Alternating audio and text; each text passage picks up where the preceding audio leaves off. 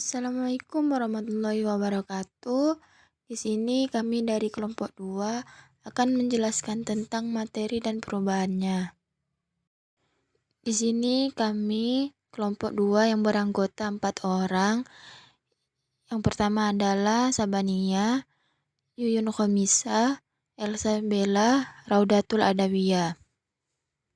Nah, terkait materi dan perubahannya, terdiri dari pengertian materi dan perubahannya, perubahan materi, dan pengelompokan materi. Nah, yang pertama adalah pengertian materi. Materi adalah suatu yang memiliki massa dan dapat menempati sebuah ruang atau bisa disebut zat. Wujud dari materi sendiri bisa berupa padat, cair, dan gas. Nah, jadi contoh dari benda zat padat, di sini ada gambar kayu dan batu. Selanjutnya ada contoh dari zat cair, yaitu air dan minyak.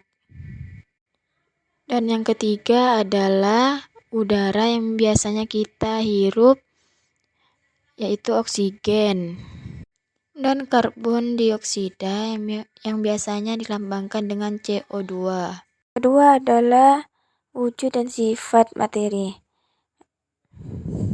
Di sini ada 3 zat, yaitu zat padat, kedua zat cair, dan ketiga zat gas, di mana yang pertama akan menjelaskan zat padat. Yang pertama itu bentuk dan volume tetap atau tertentu. Yang kedua, antara partikel sangat rapat atau bersentuhan sehingga tidak dapat ditekan atau kompresi. Yang ketiga, gaya tarik antar partikel sangat kuat dan gerakannya hanya bisa bergetar. Lalu yang kedua, zat cair. Pertama, bentuknya mengikuti wadah atau ruang akan tetapi volumenya tetap. Yang kedua, antar partikel relatif rapat sehingga masih dapat ditekan atau dikompresi.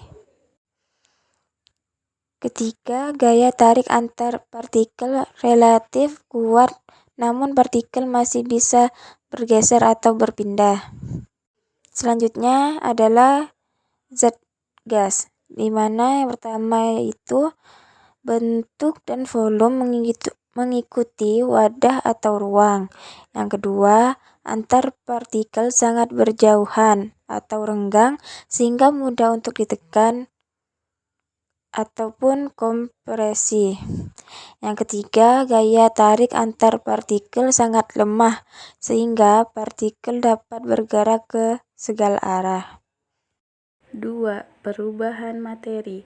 Nah, gimana materi dapat berubah keadaannya menjadi bentuk lain dikarenakan sifat yang dimiliki materi itu sendiri. Nah, di sini ada 2 perubahan secara, yaitu perubahan fisika atau wujud dan perubahan secara kimia.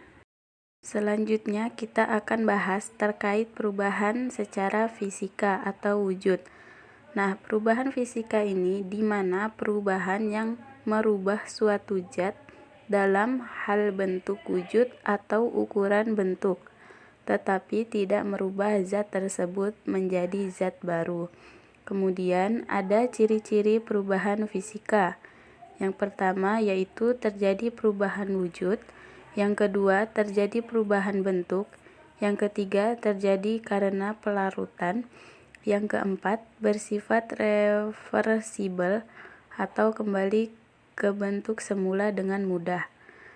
Adapun contohnya yaitu perubahan wujud es ketika dipanaskan tidak menghasilkan zat baru. Baik, selanjutnya yaitu ada perubahan fisika karena wujudnya. Nah, di sini gas ke padat yaitu deposisi, sedangkan padat ke gas yaitu menyublim. Gas ke cair yaitu mengembun, cair ke gas yaitu menguap. Padat ke cair yaitu meleleh, sedangkan cair ke padat yaitu membeku. Berikutnya ada perubahan fisika karena wujud. Yang pertama yaitu ada es yang berwujud padat. Jika dibiarkan di tempat terbuka, maka berubah wujud menjadi cair atau air. Selanjutnya ada kapur barus. Ketika dibiarkan di tempat terbuka, maka akan menyublim menjadi gas.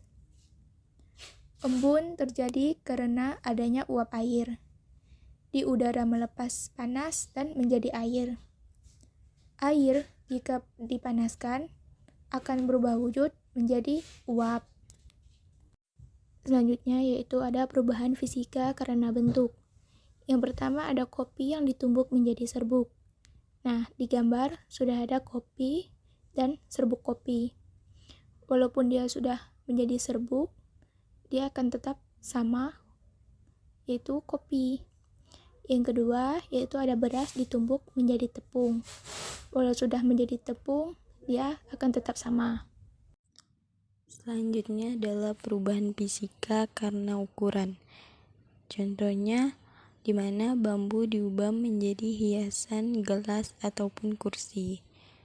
Contohnya tertera di gambar berikut. Selanjutnya perubahan fisika karena pelarutan. Pada gambar pertama, gula yang dilarutkan ke dalam air dan menghasilkan minuman manis atau yang disebut air gula. Untuk gambar yang kedua itu adalah jeruk, di mana jeruk yang diperas dan dilarutkan ke dalam air menghasilkan air jeruk. Selanjutnya kita akan masuk kepada perubahan kimia, di mana perubahan kimia ini merupakan perubahan materi yang dapat membentuk materi baru.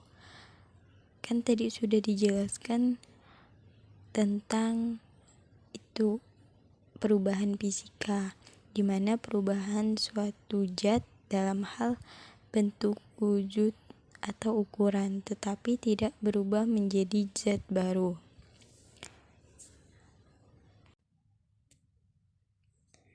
Adapun ciri-ciri perubahan kimia, yang pertama timbul gas, contohnya seperti kertas dibakar, sampah membusuk.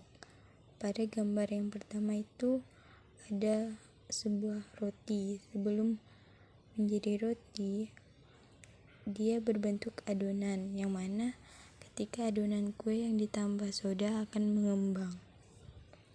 Yang kedua, membentuk endapan, seperti susu menjadi basi, kapur disiram air. Pada gambar contoh nomor 2. Yang ketiga, perubahan warna, seperti buah menjadi matang atau masak, besi menjadi bekarat. Terdapat pada gambar nomor 3, di mana sebuah apel yang sudah membusuk. Yang keempat, perubahan suhu. Perubahan suhu seperti pada gambar yang nomor 4 yang di samping, kayu yang dibakar. Sedangkan yang kelima, irreversible atau tidak dapat dengan mudah kembali ke bentuk semula. Baiklah, sekian presentasi dari kami. Semoga apa yang kami jelaskan dapat bermanfaat untuk kita semua. Assalamualaikum warahmatullahi wabarakatuh.